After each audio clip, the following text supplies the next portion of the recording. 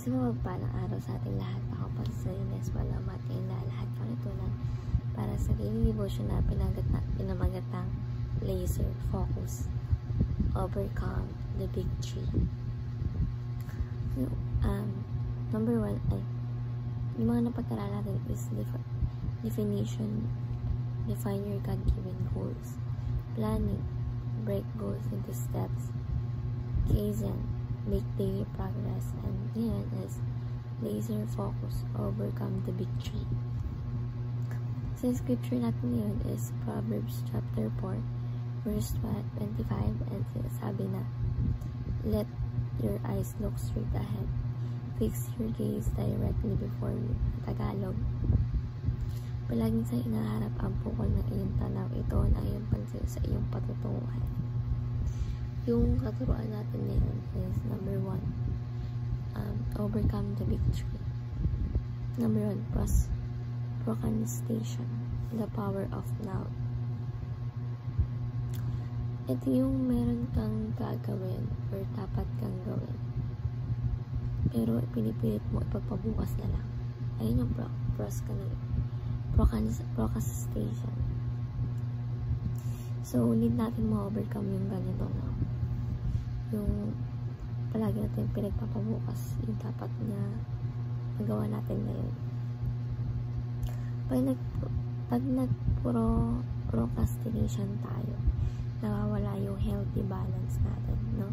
Pag nag-procrastination tayo ngayon, as hindi mo natin ginawa yung tama, expect natin na meron tayo i-sacrifice sa area ng buhay natin. Importante, no? Diba sa school, as a student, like for example, may pinapagawa na school works, then may pinapagawa nga, diba? Imbis na gawin mo ngayon agad, kasi nga wala ka namang gagawin sa araw ngayon, pinilit mo ipapabukas na lang, no? So, ano magiging tendency, no? Imbis na kasama mo yung mga kaibigan mo, family mo, no? Ikaw, mas pipiliin mong gawin yung school works na yun kasi na importante yun, diba? So, ikaw, imbis na kabanding mo na yung mga friends mo, ikaw, ginagawa mo yung school works mo. Kasi nga, nag-procrastinate ka, no? Procrastination destroys our quality of life, no? Kung kaya naman gawin ngayon, do it now. Kung ginagawa natin yung tama at na-accomplish natin yung mga task natin, expect natin na may time tayo para sa iba, diba? Kaya ngayon, gawin if may gagawin. Kung kaya naman gawin, wag na ipagpabukas pa. Gawin na ngayon na. So, next is distraction, the power of focus. Number 1 distraction natin dito is digital. Diba? Mga social media platforms na we need the power of focus. Mangyayari to kung marunong tayo mag-set aside ng distraction. No? Kapag nakapag-focus tayo, nakakadagdag ng quality of life. At pag na-accomplish natin yung task natin is nakakaganda at nakaginhawayan ng ating buhay. So, avoid distraction, no? Distraction, the power of focus. Next is burnout, the power of resilience. Pag yung nasa environment natin is toxic na workmates, friends, schoolmates, and so on. Tapos, pag ikaw resilient na tao, you able to recover. Pagdadaanan, challenge, problems, etc. Nakaka-recover ka. No? And nangyayari yun more often than not when you are not alone. Diba? Kapag naranasan natin yung yung burnout, symptoms ng burnout. Nandiyan na lahat yan. Diba? Kaya, we need help. Kailangan natin ng help, no?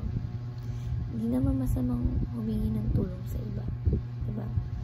At para mas maging resilience tayo, kung sa buhay natin nakakaramdam tayo ng feel natin helpless tayo, wala nagmo-motivation, feel natin nag-iisa lang tayo, no? If ganito yung improvement na nangyayari sa'yo, you need to exit. Diba? Humingi ka ng tulong sa iba. Kaya ito yung application number 1 natin. Do your tasks now and enjoy a quality life.